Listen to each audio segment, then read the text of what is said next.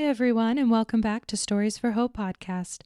I'm your host, Nicole, and in today's episode, we're going to hear from Tom Egham about the highlight of his life. For those of you who are new, Stories for Hope is a podcast run by Hope for Kids International. On this podcast, we share inspirational stories to inspire you to bring hope to those in need. The ministry started 50 years ago when Tom, our founder, began smuggling Bibles into the Soviet Union in the 70s. During the fall of communism in Russia, Tom was given special opportunities to speak at major events and festivals, preaching to thousands of people, including Soviet parliament members and officers. Let's jump right in and hear from Tom. When people ask me maybe the highlight of my life, I have to go to the fall of 1991. I had been smuggling Bibles into the Soviet Union for many years, had made multiple trips a year into Eastern Europe, and really had a heart for people who were suffering under communism. And in 1989, we began to hear about perestroika and the openness, and saw some changes taking place when we were in Leningrad, for example. There was a cathedral called Our Lady of Kazan, and it was probably the most beautiful, maybe the largest Orthodox church in Leningrad, and Stalin had closed it and turned it into the Museum of Atheism as a slam toward Christians. And that became a rallying point for people. If they wanted to protest, they would often go to the steps of the Kazan, or if they wanted to visit about anything. But they were quickly arrested, and I actually witnessed that over the years, and knew that was a forbidden place. We wouldn't meet people there, but it was a tourist site, obviously.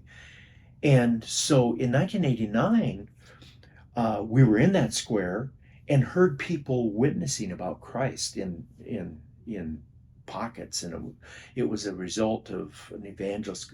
His name was Luis Palau, and he was kind of the Billy Graham of, I think, Argentina. And we were shocked. And I thought, where are the police? And they weren't stopping them. And we'd been reading about openness, perestroika and glasnost and all of these terms with Gorbachev, and we were actually seeing it. We thought, wow, things are really opening up.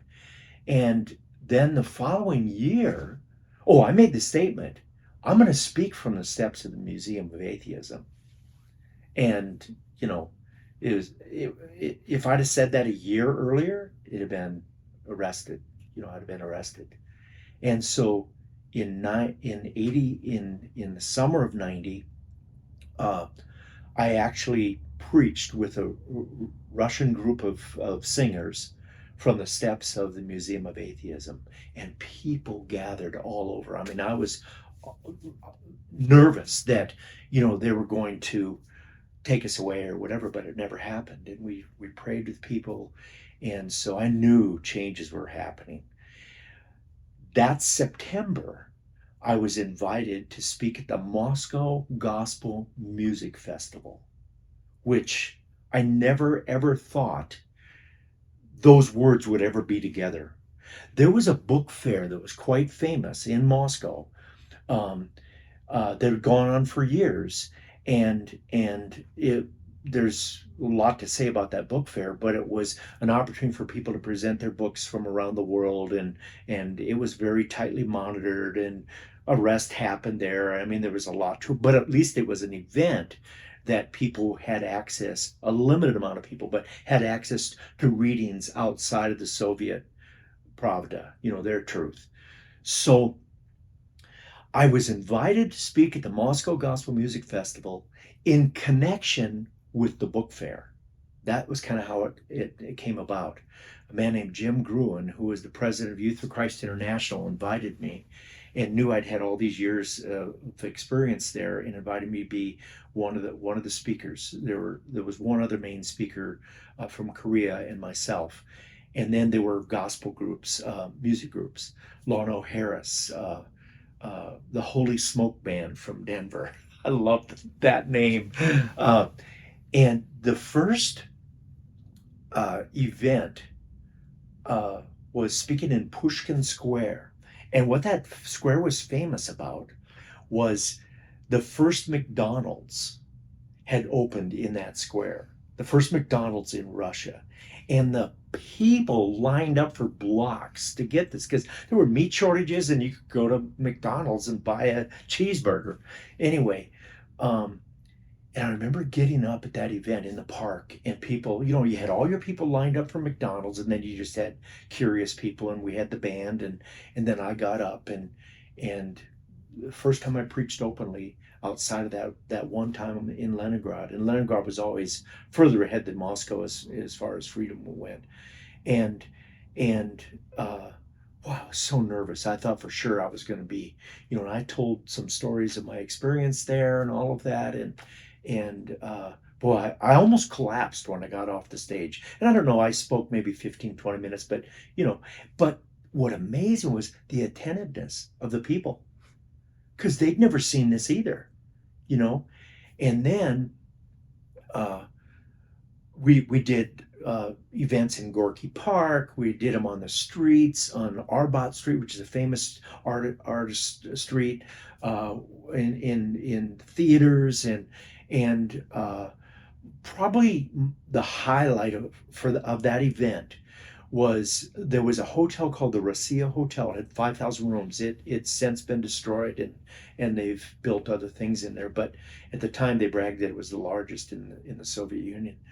And they had a huge hall. I think it held 1,500 or 3,000 people or whatever.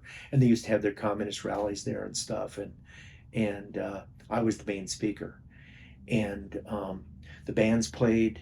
And what was interesting was I saw Parliament members who have a little red book badge identifying who they are come up and throw people out of the front rows because they were used to taking the best seats and sit there. So I knew that the front rows were Parliament members. These were top Soviet people. And what an opportunity. And I got up to speak and I actually told a story about being arrested by the KGB. And you could hear these nervous laughs. And I thought, I'm kind of famous for blurting out when I shouldn't, and I thought, I just blew it. And then I gave an opportunity for people to respond to receive Christ. And hundreds moved to the stage. And I lost it. I just started crying and I couldn't pray the prayer or anything. And I looked at Jim on the side there and he motioned for me to come over. Another guy went out and he hugged me and he said, "This is the icing on the cake for all your years of coming here." And while I was standing in the side stage, I saw one of our translators coming toward me with a Navy officer dressed in his white parade uniform. And I thought, here it is. They're taking me away, And he came toward me and he said, "Young man," I was way younger then. And he said, "Young man, I just want to thank you. You've just introduced me to God." Well, whew, you know.